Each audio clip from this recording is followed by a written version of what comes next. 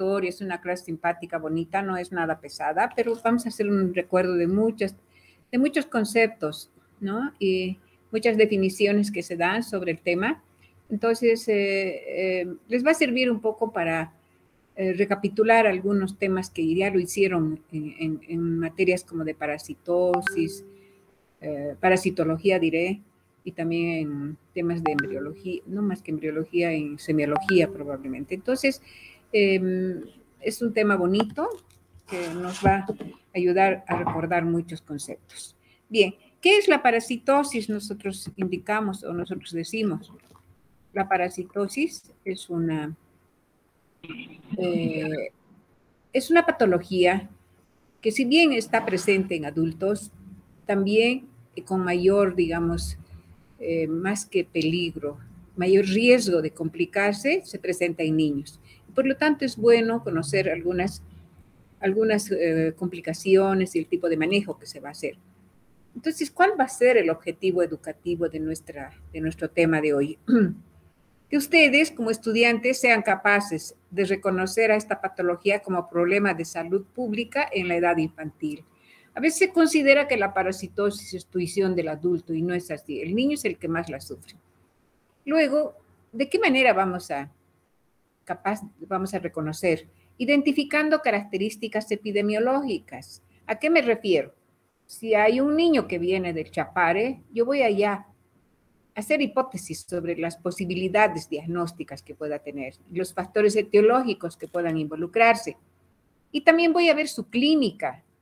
La clínica, cómo se va a presentar el problema, si bien no es una patología que va a provocar la muerte, pero es una patología que va a provocar complicaciones y que puede provocar muchas molestias en la familia y en el niño mismo.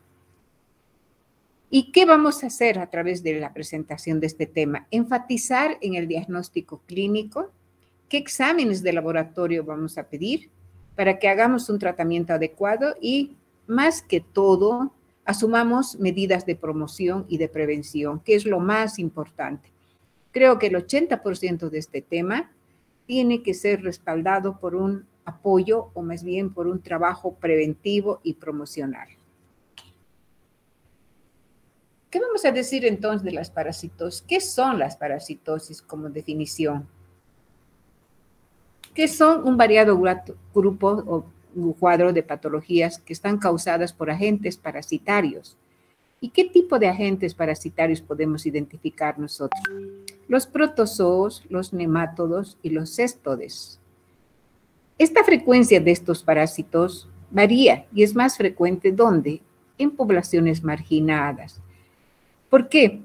Porque supuestamente, si uno se fija alrededor de todas las ciudades, no solo Cochabamba, tenemos los famosos cinturones alrededor de las ciudades. Son poblaciones marginadas, ¿por qué? Porque son poblaciones que han venido a las ciudades grandes y han sido de alguna manera relegados por la ciudad.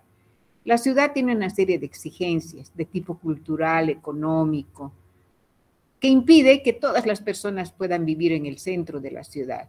Al no conseguir las mismas oportunidades, entonces las personas van a tener la posibilidad de ir a las zonas marginales, a los cinturones de las ciudades. Entonces aquí se van a crear poblaciones marginadas. En muchos países, en Chile, por ejemplo, se llama la subcultura de las ciudades grandes. Y allá crean su propia cultura y sus propias necesidades en salud. ¿Por qué se caracterizan esas poblaciones? Por un bajo nivel socioeconómico, generalmente no siempre tienen falta de servicios sanitarios, a veces carecen de agua potable, hay mala higiene comunitaria, familiar y personal, y son más frecuentes en climas tropicales, por decir Santa Cruz, Beni, Chapare, por ejemplo. Entonces, no es que nosotras querramos discriminar, digamos, este tipo de poblaciones, no, sino que viene la gente con oportunidad de querer hacer algo en la ciudad al ser de alguna manera rechazado por la zona urbana, accede y busca un modo de vivienda a nivel de los cinturones de pobreza. ¿Y qué es lo que vamos a encontrar nosotros? Por ejemplo, vamos a Cerro Verde, Cerro San Miguel, son conventillos, es decir, es gente que ha visto su propia manera de vivir, viven en casas enormes, que a veces una habitación alberga a una familia entera con 4, 5, 6 hijos. Y a veces las madres solas son acogidas en estas viviendas. Entonces son ese tipo de poblaciones a las que nos referimos. ¿Cuál es la epidemiología de la parasitosis? Si bien creemos que no es tan grave, pero la verdad es que afecta a muchas personas. Se habla, epidemiológicamente hablando, que 1.500 millones de personas en el mundo están infestados por cualquier tipo de parasitosis a nivel mundial. Y de estos 1.500, 270 pertenecen o corresponden a niños en edad preescolar y más de 600 millones en edad escolar. Los lugares geográficos más comprometidos o los que donde va a haber mayor problema son los que tienen mayor pobreza. Y hablamos de África, lógicamente América, y en América lamentablemente Bolivia junto con Haití está pues a la cabeza de las patologías más prevalentes. Y junto con Haití también tenemos los niveles de mortalidad más altos de Latinoamérica, o los de habla hispana. Luego hablamos de China. China, por su gran sobrepoblación, también accede, o más bien tiene la posibilidad de tener este tipo de patologías, y por lo tanto también Asia Oriental. En Bolivia se dice que 3 de cada 10 niños tiene parasitosis, o sea, un 34.6% de la población tiene parasitosis. Especialmente esto sucede en menores de 5 años. Ahora, un poco para familiarizarnos con el tema, es bueno conocer alguna terminología que muchas veces hemos oído nombrarla, pero no sabemos exactamente qué significa, qué quiere decir. Entonces vamos a ir revisando algunos términos a nivel de parasitosis que nosotros podemos oír en su práctica hospitalaria, por ejemplo, práctica clínica que van a tener en el futuro, ustedes van a empezar a oír. ¿A qué denominamos huésped? Es al individuo que sufre efectos del parasitismo por presencia del parásito. O sea, huésped es la persona que va a albergar en su seno a un parásito. ¿Qué es el vector? Es ese elemento biológico que sirve para transmitir una enfermedad. Por ejemplo, en la fiebre amarilla, ¿quién le transmite? La Aedes aegypti. Ese es el vector, es un vector, ¿no? El mosquito es un vector. El virus está viniendo en el vector, ¿no? ¿Qué es el huésped definitivo? Es un individuo que recibe el parásito separando sus efectos en forma definitiva, o sea, se instala. Hagamos de cuenta, ¿cuál? La triquinosis, por ejemplo, o sea, parásitos que a veces es imposible sacarlos, ¿no? Y cuando se les saca van a tener efectos más nocivos, más bien. Entonces permanecen en el individuo de por vida, no hay manera de quitarlos de la persona. ¿A qué se llama reservorio? Es un individuo que puede almacenar, preservar a un agente parásito. Es interesante, pero hay personas que puedan tener en su interior y a veces ni lo saben, no le producen ningún efecto, pero viven tranquilos en el reservorio que han elegido ellos. ¿Y a qué se llama simbiosis? Cuando se habla de simbiosis, cuando hay una asociación de dos seres y se ayudan mutuamente y cuya existencia es difícil sin que solamente se diga uno solo va a vivir. Ejemplo, el líquen, que es una planta muy linda que tiene que vivir en otra planta. ¿A qué llamamos comensalismo? Cuando un ser infeccioso vive en otro de organización superior, del cual toma su alimento sin ningún trastorno. Esto también es importante que conozcamos y saber que hay ese tipo de situaciones en la naturaleza. Mutualismo, cuando se asocian dos seres independientes y tienen ayuda mutua para beneficio mutuo. ¿Qué es el inquilinismo?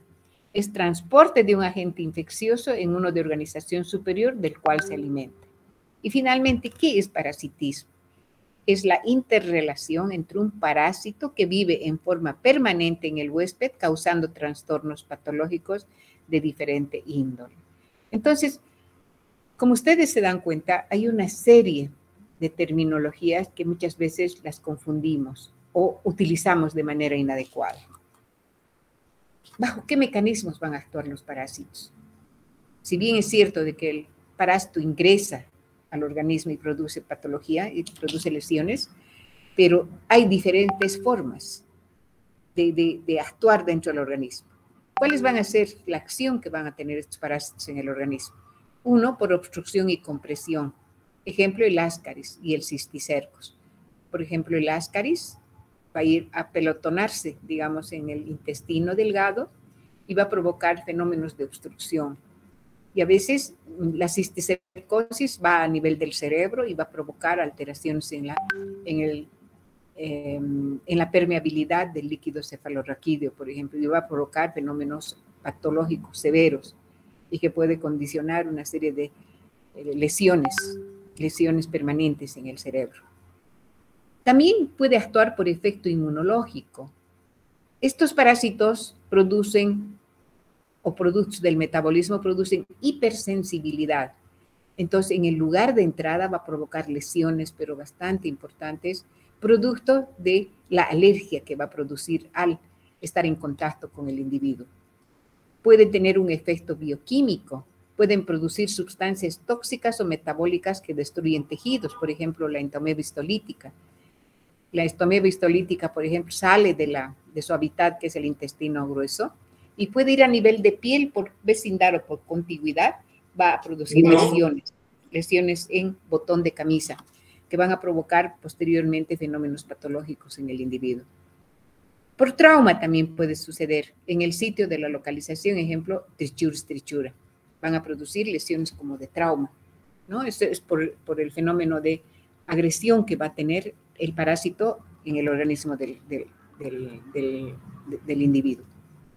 Ahora, ¿qué tipo de gusanos vamos a tener? Generalmente los gusanos redondos son los más conocidos y los que más en contacto con el humano están.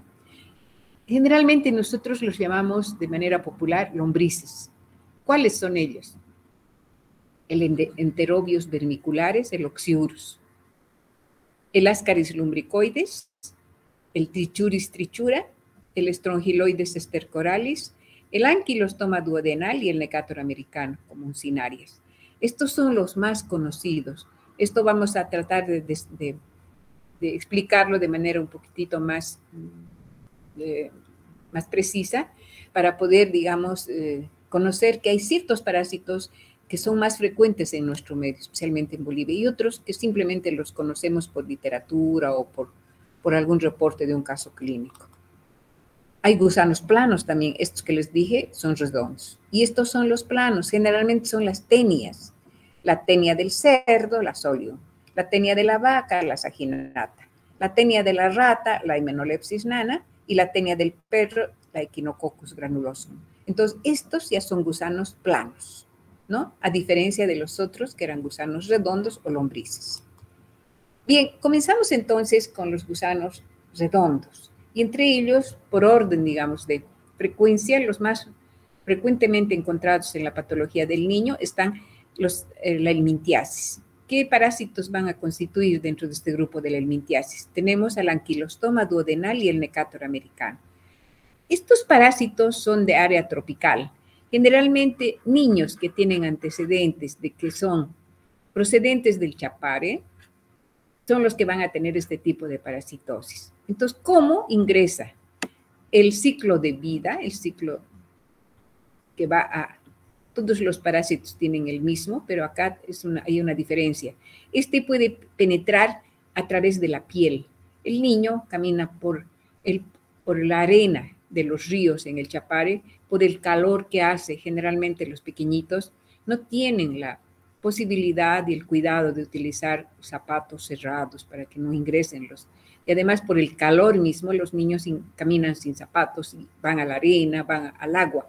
Y es ahí donde la larva filariforme ingresa a nivel de la piel, de la planta del pie del niño. Entonces, en primer lugar, puede tener esa posibilidad. La otra posibilidad es que también ingresa por la boca. Cuando hay contaminación alimentaria, entonces puede ingresar por la boca. Estos van a eliminar, las personas van a eliminar huevos Y luego va a haber una larva rhabditoidea y luego una larva filariforme. Y esta larva, en forma de larva, va a ingresar por la piel de la planta del niño y los huevos van a ingresar por la boca. Entonces hay dos formas de ingresar. Y la forma infectiva es la larva. Generalmente es la larva. ¿Cuál va a ser su ubicación? Una vez que ingresa al organismo, su ubicación va a ser el intestino delgado. Y su ciclo se trata de una larva filariforme, como les mencionaba, puede estar en piel o en intestino delgado, ¿no? Como va a ingresar por la boca, en su hábitat va a ser el intestino delgado. Se dice que hay 1.000 millones de personas infectadas por este parásito. Y la morfología es que la mayoría son nemátodos, generalmente de 1 centímetro de largo. Luego existen los huevos para la forma infectante y las larvas rhabditoideas y filariformes, que es la forma, digamos, activa del parásito. ¿Qué síntomas va a tener la uncinaria? Primero, si es que ingresa por la piel de la planta del pie, va a tener prurito, ardor en el sitio de la penetración dérmica de la larva. Luego puede haber una sequedad de piel y una reacción alérgica en la puerta de entrada, o sea, en la plantita del pie. Posterior a esto, más o menos una semana, un poquito más, el niño va a empezar a tener palidez y se va a manifestar por una anemia. Va a haber eosinofilia y va a empezar a tener visión borrosa. ¿Por qué? Porque el niño está, de hecho, los niños que viven en el Chapare tienen cierto grado de anemia por el tipo de alimentación y por el tipo de parasitismo que tiene. Pero todo esto va a afectarle de tal manera que cuando ha tenido esta parasitosis, la anemia se va a intensificar y se manifiesta como visión borrosa. Además, pueden haber síntomas digestivos, no solamente a nivel del sitio de penetración. Va a haber ardor en el epigastrio, flatulencia, irritabilidad, hipersensibilidad abdominal, diarrea o constipación. Puede haber geofagia, o sea, el deseo del niño de comer tierra por la falta de hierro que tiene. Va a haber defectos nutricionales, retraso nutricional y hasta mental en niños. Lógico, es un niño que tiene una anemia severa, entonces no hay una buena circulación sanguínea y esto va a provocar todo este retraso nutricional y mental en niños. ¿Cómo se hace el diagnóstico de la uncinaria? Es fácil hacer el diagnóstico, el hallazgo de huevos en materia fecal. Y el tratamiento, pues es el tratamiento clásico. Utilizar el mebendazol, 25 miligramos kilo día, cada 12 horas por 2 días simplemente. Luego, había una alternativa de uso de antiparasitarios. El pamoato de pirantel se usó hasta hace unos años atrás y se daba 10 a 20 miligramos kilo día por 2 días también. Antes de esto se utilizaba la nitoxoxanida y el tricloroetileno. Cuando ha habido infestaciones masivas, entonces se ha utilizado este tipo de medicación. Y acá tenemos una señora en la India. Ustedes ven, miren, cómo va a ingresar a nivel circulatorio, entonces va a alterar todo el mecanismo de circulación normal y va a provocar este tipo de síntomas. Miren cómo el ingreso del parásito, de la larva, va a mostrar estos fenómenos, va a ingresar por toda la circulación. ¿Ya? Y acá están los huevos, en ese se va a detectar la presencia de huevos. ¿No? Tenemos otro parásito importante. ¿Cuál es? El Strongyloides stercoralis. Su ubicación también está en intestino delgado. Su morfología es que las hembras adultas son filiformes y tienen 2 centímetros de largo y el macho tiene 7 milímetros. Es más grande el macho y la hembra de 2 milímetros. Su ciclo también ingresa como larva, igual, por la piel de la planta del pie, de vida libre o parasitada. Pueden entrar luego a la circulación venosa, a los pulmones y al intestino, ¿no? Esta es una forma, cuando es como larva, pero también puede tener la posibilidad de que ingrese como huevo. ¿Cuál va a ser sus síntomas? La forma asintomática, o sea, puede el niño estar mucho tiempo y no tiene manifestaciones clínicas. Y ahí está viviendo tranquilo con el niño, con el paciente, el parásito. Pero cuando la infestación es mayor, cuando aumenta el número de parásitos, entonces ya vamos a empezar a tener dolor epigástrico, náuseas, vómitos, diarrea, eosinofilia, lesiones maculares en piel, inflamación perianal, síntomas pulmonares semejantes a un cinariasis. Entonces, les mencionaba, de la misma forma que las uncinarias, los estrongiloides también van a tener este mismo ciclo, va a ir por el mismo lugar que hemos hablado de las uncinarias. Esta tiene una característica, que en inmunodeprimidos puede presentarse a nivel del sistema nervioso central. Igual, ¿cómo vamos a hacer el diagnóstico? Se van a ver las larvas en las heces y en el material aspirado del duodeno vamos a tratar de encontrar al parásito a nivel del duodeno. O sea, antes habían unos cápsulas que se colocaba con un poco de hilo hacia el duodeno y ahí podíamos tener la posibilidad de descubrir las larvas, ¿no? Y ahí teníamos la certeza de que era ese parásito. Pero lamentablemente han sufrido accidentes porque la cápsula ha provocado algunas hemorragias, entonces últimamente ya no se usa, a no ser que sea con mucha recomendación, es decir, con mucha observación y mucho control. El tratamiento es lo mismo, el tiabendazol, 25 miligramos kilo por día, 2 días. Otros, igual que el anterior, mebendazol y también la nitazoxamida, ¿no? Entonces, el mismo tratamiento. Ahora vamos a tener al Ascaris lumbricoides. ¿Qué es el Ascaris lumbricoides? El Ascaris lumbricoides, a diferencia de las uncinarias y el Strongyloides stercoralis, ya no está en área tropical, está en el valle, está en nuestra ciudad. Cochabamba está infestado de Ascaris lumbricoides. Se trata de un gusano adulto cilíndrico, de 15 a 30 centímetros, mire, o sea, esto es visible, se puede ver, y tiene 2 a 4 milímetros de ancho. El huevo mide 0,05 a 0,07. La hembra pone entre 200 a 300 mil huevos por día. Y entonces, ¿cuál va a ser el modo de ingreso del parásito? Puede ingresar a través de la alimentación, puede ingresar a través de los juguetes, a través del agua no tratada, no hervida. El niño tiene sed, va y toma cualquier agua de cualquier pila. Y el niño va a introducir dentro de su organismo y luego va a metabolizar, va a tener toda la circulación a nivel del intestino y él va a eliminar huevos, ¿no? Los huevos. Y estos huevos va a contaminar toda la alimentación. Y ahí es donde se va a producir un ciclo epidemiológico del Ascaris. Lo mismo, tenemos lo mismo acá. Entonces va a ser todo el intestino, ¿no? Va a procesar por todo eso y van a ser por una parte los huevos y por otra parte las larvas. ¿Cuál va a ser su clínica? De la misma forma que los otros parásitos, vamos a tener una forma asintomática. Cuando la infestación no es tan masiva, se va a ver la forma asintomática. Pero después, cuando ya hay una presencia de parásitos en cantidad, vamos a tener dolor abdominal, va a haber diarrea, vómitos, pérdida de peso, fiebre, eosinofilia, urticaria, tos, dificultad respiratoria y anorexia. Puede haber fenómenos de oclusión intestinal y a nivel biliopancreático. Puede haber lesiones a nivel hepático. Puede haber peritonitis, necrosis pancreática.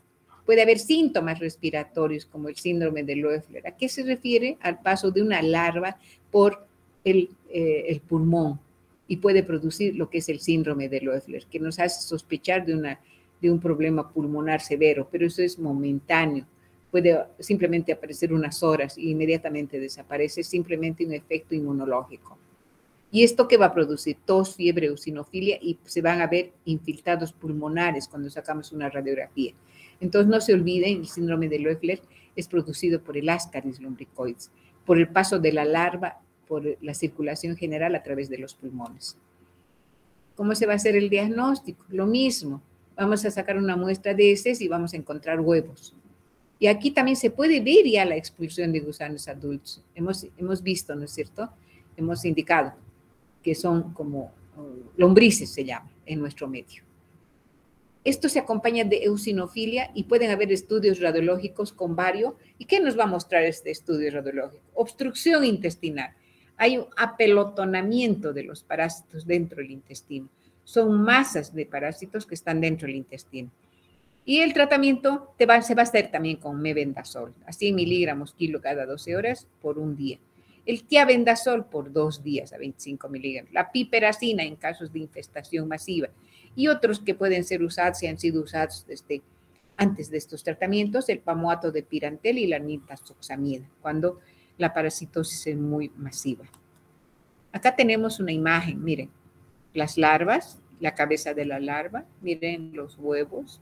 Y acá están los gusanos que les he mostrado, esa lombriz tan bonita, miren el color, tienen un color blanco, nacarado, bonito, ¿no? Y se ve lindo el bicho, o sea, el gusano. Y miren esto, parecen fideos, ¿no? Tallarines. Miren cómo en el África puede haber este tipo de infestaciones masivas. Fíjense cómo ese pobre niño está, pero prácticamente infestado masivamente por los ascaris. Entonces, vamos a entrar a otra parasitosis también importante, que es la Giardia lamblia. ¿Por qué es importante la Giardia lamblia? Porque es uno de los parásitos que también se va a localizar en la primera porción del intestino delgado. ¿Y con qué va a estar asociado? Con síndrome de mala absorción intestinal. Y esto está asociado a los problemas de desnutrición severa. Cuando un niño está infestado por la Giardia y como está compitiendo con la absorción y digestión de los alimentos, entonces el niño prácticamente está a merced de parásito y va a tener esta complicación severa que es la desnutrición grave. ¿Qué es la Giardia? Es también un protozoario flagelado cosmopolita. Se encuentra en el duodeno y en el yeyuno del ser humano. Su incidencia y prevalencia en niños de 2 a 12 años. En el mundo, 200 millones de personas infestadas. Su reservorio íntegramente el humano. Su morfología va a tener una forma vegetativa, que es el trofozoito, y una forma de transmisibilidad, que es el quiste. El trofozoito tiene de 10 a 20 micras y el quiste de 7 a 14 micras. Esta es la forma vegetativa. Si se fijan, tiene una característica muy interesante. Tiene dos núcleos, tiene sus cilios y la capacidad de moverse. ¿Ya? Tiene una forma flagelada esta. Y esta otra es la forma quística, tiene cuatro núcleos, ¿no? Pero la forma vegetativa es la que tiene 2. El ciclo vital es el mismo de todos los parásitos. Entra por la boca, termina en el recto y luego pasa a nivel, digamos, del medio ambiente, ¿no? Entonces, la etiología, se presentan trofozoitos y quistes, como les he dicho. Los trofozoites es la forma vegetativa activa, la que se mueve, la que produce la enfermedad. Y en cambio el quiste es la que produce la transmisibilidad. A través del quiste se transmite la enfermedad. Y va a tener también una presentación como cuadro asintomático y sintomático. Asintomático, pues simplemente hay un malestar, un leve dolor de estómago, molestias, qué sé yo, entonces de casualidad le detectan el parásito y no pasó nada, continúa bien el niño. Pero hay otra forma sintomática, como ya les mencionaba, dependiendo de la cantidad de parásitos que vamos a tener en el niño. Entonces vamos a tener síntomas como de diarrea recidivante, fiebre y escalofríos, diarreas explosivas acuosas y fétidas, dolor abdominal, gases abundantes, esteatorrea, síndrome de mala absorción intestinal, deshidratación, anorexia, distensión y dolor abdominal, heces amarillentas, brillantes, esteatorreicas. Entonces, ¿a qué me está digamos, qué tipo de patología estamos identificando? Entonces, es ese tipo de patología donde el niño come, pero nada de lo que come le aprovecha porque el parásito es el que prácticamente le está compitiendo con el intestino. Y entonces al niño lo deja desnutrido. ¿Por qué? Porque el parásito está consumiendo todo el alimento del niño. ¿Y qué tipo de diarreas va a tener este niño? Blanquecinas. esteatorreicas, abundantes. Entonces el niño no va a absorber absolutamente nada. Todo va a pasar en tal cual ha comido el niño. Y como les digo, este tipo de patologías se presentan en niños desnutridos, o sea, a la larga van a ser desnutridos. ¿Cómo vamos a llegar a un diagnóstico en este tipo de parasitosis? Vamos a hacer seriado de heces para detectar quistes. Y un estudio del jugo duodenal para ver la forma vegetativa, ¿no? ¿Y cómo vamos a hacer? Este es el enterotest que hace rato les mencionaba. Esta capsulita se le hace comer al niño y más o menos se mide con la posibilidad de que esté en intestino delgado, ¿no? Y con esta pitita que está acá al lado, ¿sí? Pero como les decía, como esto está abierto en sacabocados, entonces tuvieron una complicación en algún hospital y provocaron una hemorragia severa. A raíz de eso ya no se usa mucho este enterotest. Pero en algunos casos, bajo vigilancia estrecha, se puede usar todavía. ¿Para qué? Para que entra el líquido de la mañana, de la madrugada, y ahí se puede detectar prácticamente la forma trofozoítica de la giardia. El tratamiento. ¿Cuál es el tratamiento? El tratamiento es el metronidazol, los imidazólicos son. La dosis es de 30 miligramos kilo día y se da por 5 días. ¿Ya? Se puede dar también la forma abreviada del metronidazol, que es el tinidazol. Igual se da de 30 a 50 miligramos kilo día y se da 2 días. También se usa la furazolidona de 6 a 10 miligramos. Esto también se da por 5 a 7 días. 5 días especialmente. Tenemos otro parásito y es el Enterobius vermicularis. Este parásito ya no se encuentra en el intestino delgado. Ustedes han visto, hemos hablado de todos los que se encuentran en el intestino delgado. Ahora estamos hablando de región iliocecal y colon. ¿Qué sintomatología va a tener el niño? Prurito anal nocturno. O sea, el niño se rasca la colita y las uñitas producen hasta sangrado de lo que se rasca la colita porque les cuece al niño. Hay dolor abdominal asociado en la fosa ilíaca derecha. Hay diarrea, hay vómitos, anorexia, alteraciones del sueño, irritabilidad, terrores nocturnos, bruxismo y a veces crisis comiciales. En niñas hay alteraciones genitales. Entonces, el niño se la pasa rascándose el recto, el ano y la vaginita si es niña, ¿no? Son de esos niños que muchas veces han debido ver ustedes en varios niños. Tiene bichos este niño porque toda la noche se la pasa mascando sus dientes, dicen, ¿no es cierto? Es esto, el ejemplo de una Enterobius vermicularis. Es por eso que se produce ese tipo de sintomatología. ¿Cómo vamos a hacer el diagnóstico? La mayoría de las veces vamos a encontrar ¿cómo se llama? Más que a los gusanos, no vamos a encontrar, sino a los quistes, a los huevos, en la zona perianal. Entonces, para esto se hace una técnica del scotch o del papel celofán. Se coloca, se pega en la región perianal y luego se despega y eso se lleva al laboratorio. Entonces ahí se va a detectar y se va a identificar perfectamente al parásito. El tratamiento de la misma forma que en los primeros parásitos que hemos hablado, hablamos del mebendazol y el albendazol, con la misma dosis, 100 miligramos en dosis única. Acá en esta situación, por vez única, una sola dosis. Y el albendazol, 400 miligramos también en dosis única y repetir a las 2 semanas, ¿no? También se puede usar otra alternativa, que es el pamoato de pirvinio o el pamoato de pirantel o nitazoxamida. Se fijan, son prácticamente los mismos antiparasitarios para los parásitos anteriores que hemos hablado, excepto la giardia. Aquí tenemos los huevos del Enterobius y también la forma flagelada, ¿no? Y el ciclo vital es el mismo, Acá está en la región del anito, miren cómo se puede ver con una sustancia digamos, de iluminación, se puede ver al parásito. Y acá tenemos el quiste. Ahora vamos a ver el Trichuris trichura. ¿Dónde se ubica? También en delgado y también en grueso. Su morfología es que es un gusano en forma de látigo. La hembra tiene 50 y el macho tiene 35 milímetros. Los huevos, 50 micras, ¿no? Y aproximadamente producen de 1000 a 2000 huevos. O sea, no es una cosa a la que debemos despreocuparnos también. Hay que tener cuidado porque ese tipo de bichos pueden provocar también muchos problemas. Acá está el huevo. Y el ciclo vital es el mismo, no hay por dónde perderse. Entra por la boca, termina en el recto y luego elimina huevos. Estos van a tener una evolución y pueden ingresar nuevamente por la boca, ¿no? Hasta 90% de infestación en algunos lugares cuando hay problemas de saneamiento.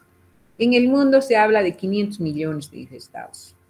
Los síntomas: flatulencia, malestar, pérdida de apetito y de peso, náuseas, vómitos, diarrea, mucosa, hemorragia, anemia, eosinofilia, urticaria, irritabilidad, insomnio. ¿Se fijan? Casi todos tienen los mismos síntomas. Lo que hay que tratar de identificar es el tipo de parásito y de acuerdo a su localización.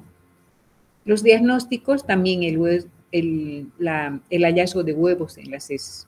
El tratamiento de la misma forma que el anterior, mebendazol, 100 miligramos cada 12 horas. ¿Cuál es el problema de la estrichura? Produce diarrea abundante, disentérica, y produce otro fenómeno, una complicación muy importante que es el prolapso rectal. Cuando un niño tiene mucha diarrea por estrichura, va a tener prolapso. Este es el único parásito que va a provocar este tipo de patología. Entonces, de eso hay que tener mucho cuidado. Acá está, tenemos las larvas, el femenino y el masculino, y el huevo. Las tenias, hablábamos de los bichos planos, ¿no? O sea, de los parásitos planos. El ciclo vital, el mismo, ingresa por la boca, recorre todo el intestino, primero estómago, intestino delgado y luego grueso.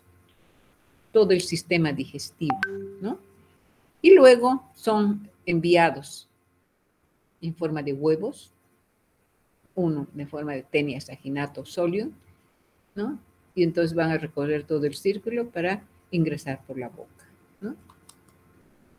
Ahí está la tenia saginata y esta es la tenia solium. A veces, cuando igual, ocurre lo mismo que en los primeros parásitos. Una infestación leve no produce mayor signología ni sintomatología, pero dependiendo de la cantidad de parásitos que ha infestado a un ser humano y de qué va a depender también de la inmunidad de la persona. Cuando son personas que tienen alguna patología de fondo, de base, o que han estado muy epidemiológicamente muy en contacto con los parásitos que frecuentan en el trópico, por ejemplo, o que bajan las defensas por alguna circunstancia, por ejemplo, personas bebedoras o personas que tienen enfermedades adicionales o desnutridos. Estos van a tener más posibilidades de que se aprovechen los parásitos de esas personas y ahí sí se van a hacer su agosto, como quien dice. La tenia solium.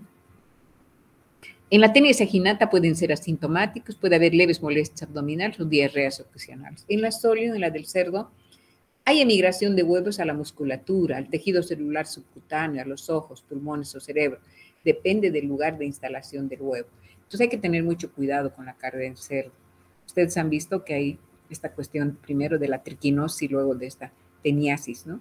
Puede ingresar perfectamente si es que nosotros no tenemos cuidado al comprar la carne de cerdo, por ejemplo. Puede provocar este tipo de abscesos parasitarios, ¿no? Que pueden provocar lesiones en diferentes órganos. Mire, en el tejido celular, subcutáneo, en los ojos, en los pulmones, hasta en el cerebro.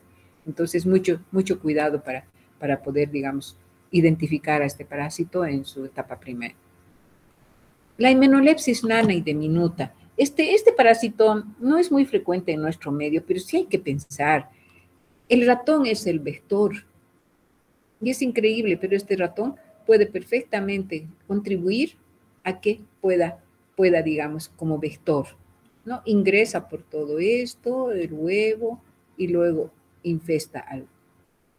Entonces, como vector para que pueda contamina los alimentos y el ser humano se come y esto le provoca, ¿no? La himenolepsis nana, como les decía, también se llama tenia enana. Su frecuencia no es muy alta, ¿no? En Asia, en América, en Paraguay, 20 millones en el mundo. En el intestino delgado también se va a localizar. Es cosmopolita, tiene sus reservorios en humanos. Es un platelminto, cesto de hermafrodita de cuerpo plano, mide de 2 a 3 centímetros y 1 milímetro de ancho. ¿Ya? Pueden ser igual, asintomática, ¿no? O puede haber una forma mucho más severa, puede haber dolor abdominal con o sin diarrea, palidez, pérdida de peso y debilidad, puede haber problemas neurológicos con la himenolepsis, puede haber mareos, cefalalgias, convulsiones, alergia. El diagnóstico, identificar al huevo. El tratamiento en este caso para la himenolepsis nana es niclosamida, 1 gramo día por 7 días. El praziquantel es el otro tratamiento, 25 miligramos kilo, dosis en una sola toma, repetida a los 10 días. Otro tratamiento que se puede dar, la nitazoxamida, también. ¿Ya? Otro parásito que últimamente está cobrando vigencia y es el criptosporidio. ¿Por qué es importante este parásito? Porque viene a través de la ingesta de agua potable y alimentos contaminados también. Igual, el ciclo vital es el mismo, es idéntico que los otros. Y esto tiene una característica, va a tener mayor presencia en pacientes inmunocompetentes. En ellos, ¿qué va a presentar? Una diarrea acuosa autolimitada, un dolor abdominal, náuseas, y esto en lo inmunocompetente. Y en los ya comprometidos puede haber una diarrea crónica de varios meses y que a veces no logran detectar. Deposiciones líquidas abundantes, deshidratación, malnutrición, colangitis esclerosante y colecistitis. A veces está enfermo, ¿no? Tiene un problema de base, una enfermedad de base y tiene una diarrea adicional. Entonces hay que pensar en el criptosporidio. Ese puede ser el parásito que está provocando la diarrea. ¿Ya? Y posteriormente tenemos una protozoosis muy importante en nuestro medio, que si bien no provoca la consecuencia que tiene en países como México, por ejemplo,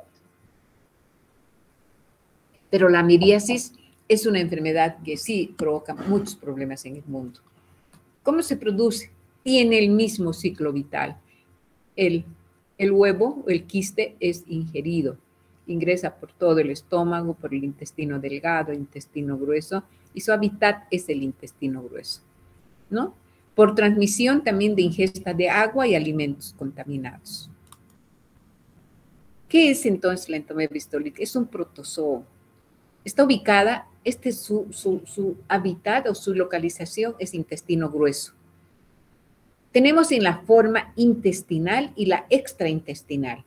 La forma intestinal está en el intestino grueso, pero la forma extraintestinal puede tener la posibilidad de que esté ubicado a nivel del hígado, del pulmón, del cerebro, en la piel, ¿ya? Y nos da una transmisión oral fecal, o sea, ano, mano, boca. Esa es la forma más clásica de presentación de esta enfermedad. Afecta del 5 al 10% de la población mundial. Fíjense la cantidad. Les digo, países como México tienen una infestación, pero de terror. En México la mediasis mata. Felizmente en Bolivia no tenemos esa característica. Por ameba no se mueren las personas acá, pero sí les provoca problemas severos. Su morfología, ¿a qué se refiere? El protozoo tiene dos formas. También es una forma de quiste y trofozoo. ¿Cómo se presenta la clínica? Tiene úlceras en la mucosa intestinal, especialmente en el colon, y tiene disentería, una disentería clásica con anorexia, con fiebre, decaimiento, diarrea frecuente, mucopurulenta y sanguinolenta, dolores espasmódicos, pujos y tenesmo y raramente perforación. Entonces, ¿qué tipo de lesión va a presentar? La lesión que va a presentar es en botón de camisa. O sea, tiene una perforación mínima a nivel del lumen intestinal, pero hacia adentro es todo un plato, digamos, que está comprometido. Es en botón de camisa, se llama por eso. Es el único parásito que va a tener esta característica de presentación de ese tipo de quiste, de lesión. Entonces tenemos la forma intestinal, que es disentérica. Una forma es la disentérica, otra es la fulminante y otra es la ameboma. ¿A qué se refiere? La disentérica puede ser leve o puede ser grave. Y se mueren por la fulminante, las personas. ¿Y el ameboma qué es? El ameboma es un tumor de ameba. O sea, es increíblemente curioso, pero su presentación se va a presentar como el ascaris, un apelotonamiento del parásito, muchos parásitos y con tejido incluido de nivel intestinal, de intestino grueso, y va a formar una masa, como una tumoración de ameba. A esto se denomina ameboma. Puede asemejar, si es mujer, como un embarazo. Increíble cómo la distensión abdominal hace asemejar un embarazo, pareciera que es, pero es ameboma. Pero una es la forma disentérica, otra es la fulminante con la que se muere y otra es el ameboma. ¿Qué síntomas va a tener este tipo de presentación? O las tres: dolor abdominal, diarrea con moco y sangre, o sea, disentérica, úlceras en la mucosa, peritonitis, puede haber perforación, y granulomas amebianos a nivel del lumen intestinal. Y hay otra forma extraintestinal, la que mencionábamos. Puede ser la cutánea, la meningia, la pulmonar, la hepática que hemos mencionado, ¿no? La forma crónica. Puede haber meteorismo. O sea, existen personas que van a vivir con la ameba años de años. Ellos se quejan y dicen: se me hincha el estómago constantemente, cada que como alguito se me hincha, tengo dolor, a veces tengo diarrea y después se me pasa, a veces tengo estreñimiento y me duele la cabeza y luego tengo un poco de falta de apetito. Esos pacientes, si tienen la posibilidad o la sospecha de que tienen ameba, entonces están cursando la forma crónica, leve, ni tan leve, pero es la crónica. Y luego puede existir abscesos amebianos en el hígado y a veces no se detecta. Puede haber a nivel cerebral, a nivel pulmonar, a nivel pericárdico, a nivel renal y en el tejido celular subcutáneo. En el tejido celular, ¿en qué zona? A nivel perianal, por vecindad se van a formar estos abscesos, por vecindad de la lesión, o sea, de las heces que han salido a nivel del recto. Entonces, si ha habido un contacto muy frecuente, entonces puede haber o hay una solución de continuidad en la región perianal, entonces ahí puede infestar perfectamente la ameba. ¿Cómo se hace el diagnóstico? Se hace un examen de heces frescas. Se va a realizar un hisopado de la mucosa intestinal con heces seriadas del material purulento.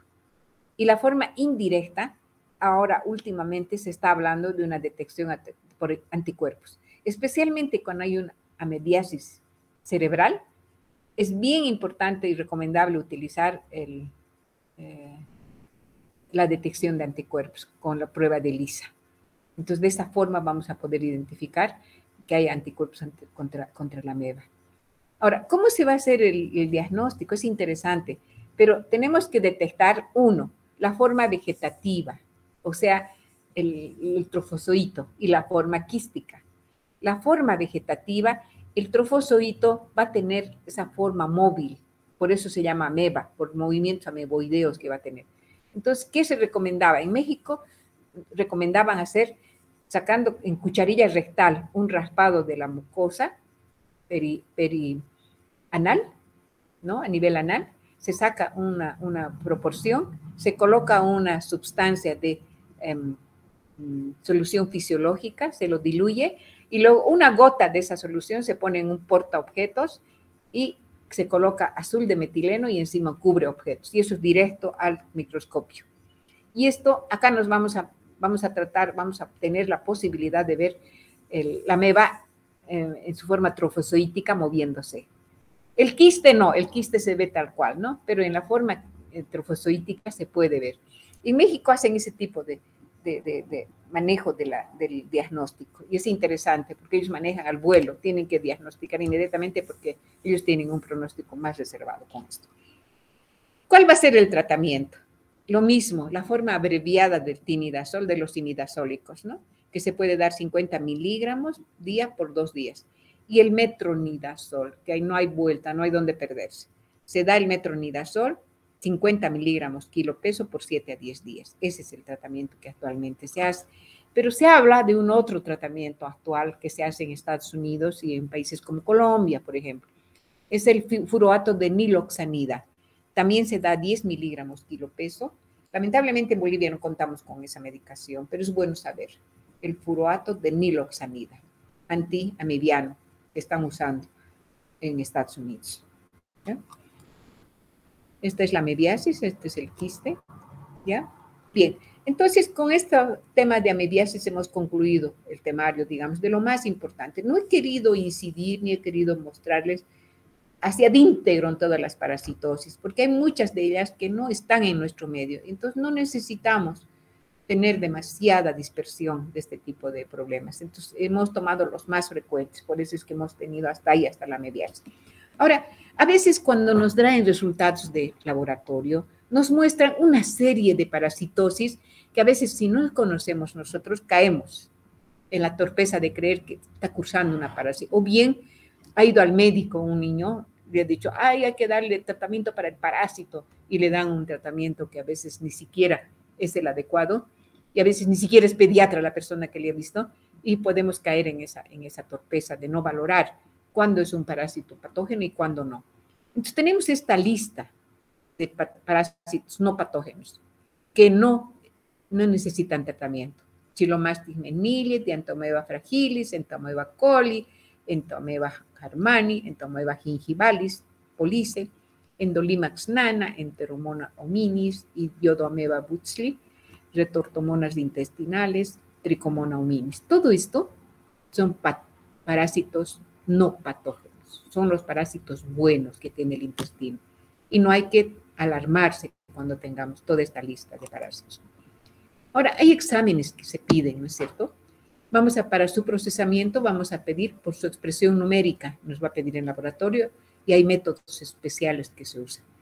¿Qué tipo de exámenes? Directo, que es el macroscópico, lo voy a ver yo. O microscópica al microscopio. ¿Cómo se procesa? Se procesa por concentración. Puede ser por cultivo, por aclaramiento o por tinción. Puede haber cualitativos y cuantitativos. Cualitativos en fresco, cucharilla rectal, lo que les decía, centrifugación, flotación, sedimentación. Cuantitativos por concentración y dilución, diversos métodos. Les estoy nombrando nada más. Van a tener la oportunidad a lo mejor de que alguien les dé algún tipo de resultado si ustedes no sepan. Acá tienen la lista de todo lo que ustedes pueden valorar para poder tener un diagnóstico de parasitosis. Y aquí tengo una lista de los helmintos, su método diagnóstico, la muestra y el estadio en la que ustedes pueden ver. Entonces, es una lista exhaustiva de los parásitos que pueden encontrar. Y acá tenemos otro también, ¿ya? Los métodos que van a ustedes pedir, la muestra y el estadio, ¿ya? Acá tenemos lo mismo para completar, ¿no? Por ejemplo, vamos a ver en estos momentos, me he visto litio. ¿Qué método diagnóstico yo voy a pedir? Un examen directo de Faust se llama. Con tinción, lo que les acabo de decir, ¿no? Con azul de metileno y qué sé yo. O tricrómica, que a veces usan en laboratorio. O serología, ¿se acuerdan que les he dicho? Para la prueba de si es que tienen problema a nivel central, a nivel neurológico. O prueba de PCR, ¿ya? Entonces, ese es el método de diagnóstico. La muestra, heces aspiradas, lo que les he dicho, de la cucharilla rectal puede ser, o biopsia. El estadio, vamos a encontrar trofozoites o quistes. Vamos a encontrar una diferenciación de especie, puede ser la entomeba dispar o la entomeba histolítica. La patógena es la histolítica, ¿no es cierto? Entonces, esta tablita me da la posibilidad de poder yo aterrizar en el tipo de parasitosis que yo voy a tener la sospecha, ¿no? Y los fármacos de elección actualmente, ¿cuáles son? En el Ascaris lumbricoides, el albendazol, mebendazol o pamoato de pirantel. En la uncinariasis,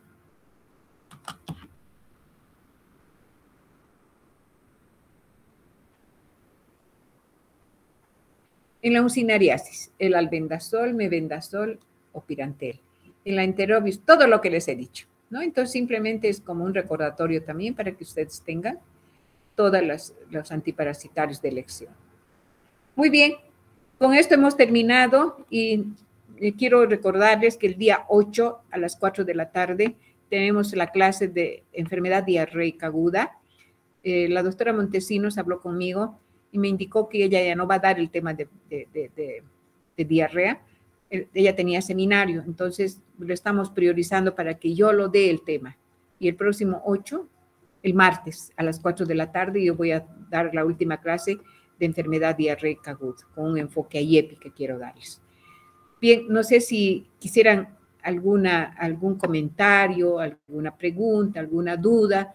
Me gustaría, por favor, que puedan hacerla. Doctora, yo tenía una pregunta sobre el término de parasitismo.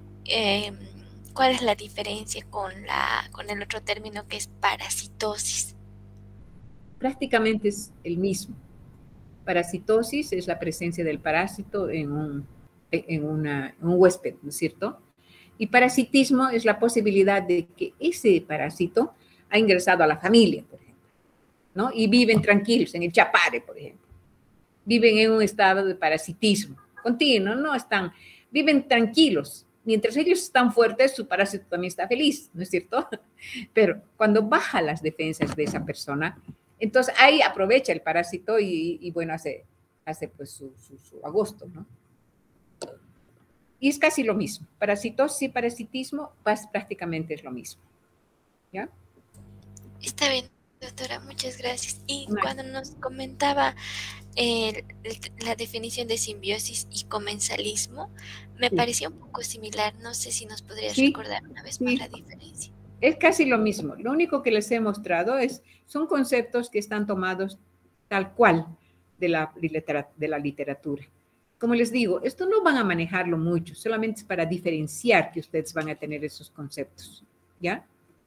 No hay necesidad de utilizarlo diariamente, pero para diferenciar, para tener una especie de aclaración de conceptos, nada más les he dado eso, ¿ya? Entendido, doctora. Y una última pregunta más. Sí. ¿Pueden coexistir simultáneamente varias parasitosis en un mismo niño? Uy, sí. Multiparasitario, o sea, hay una infestación multiparasitaria. Le voy a poner un ejemplo. El niño viene del Chapare, ¿no? Y tiene un Cnidaria, tiene el Ankylostomar y el Necator, ¿no? Y resulta que se viene a Cochabamba y como está inmunodeprimido, le entró la ascaris, ¿ya? Y a su vez, no al mismo tiempo, digamos, esos dos pueden coexistir. Otros parásitos que pueden coexistir es la Giardia y el Strongyloides a nivel intestinal, especialmente en los niños desnutridos. Esos dos pueden coexistir juntos, ¿ya? Y así es una infestación masiva. La mayoría de las veces es un solo parásito el que está digamos, prevaleciendo en el huésped, ¿no? Pero hay la posibilidad de que hayan dos o más parásitos. No es una tuición de un solo parásito, ¿no? Ahora, por decirle, a ver, le pongo un ejemplo. El Oxiurus, hasta a nivel perianal, ¿no? Y además ese niño tiene una Giardia, digamos. Es un inmunodeprimido, ¿no? Y a su vez tiene la... Ahora, es más frecuente con los problemas de hongos, ¿no? Mucho más frecuente. Los hongos están en coexistencia con los parásitos. Eso sí, es más frecuente. Muchas gracias, doctora. ¿Cuántas personas tuvimos la suerte de que estuviesen? Hace ratito se salieron unas cuantas, doctora, pero llegamos a 15. ¡Qué barbaridad! ¿Cuántos son en total, chicos o chicas?